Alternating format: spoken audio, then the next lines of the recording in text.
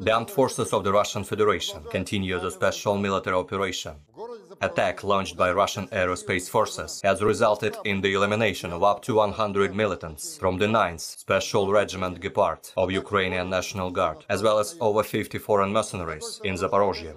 High-precision attack of the Russian aerospace forces has resulted in the neutralization of a provisional base of the units from the 59th Mechanized Infantry Brigade of the Armed Forces of Ukraine in the industrial area of Nikolaev. Up to 50 Ukrainian servicemen and 5 units of military equipment have been eliminated.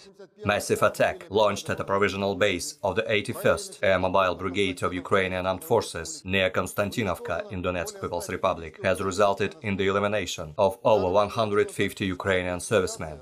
In total, 304 airplanes and 155 helicopters, 2,094 unmanned aerial vehicles, 377 air defense missile systems, 5,118 tanks and other armored combat vehicles, 847 combat vehicles equipped with MRLS, 3,423 field artillery cannons and motors, as well as 5,909 units of special military equipment have been destroyed during the special military operation.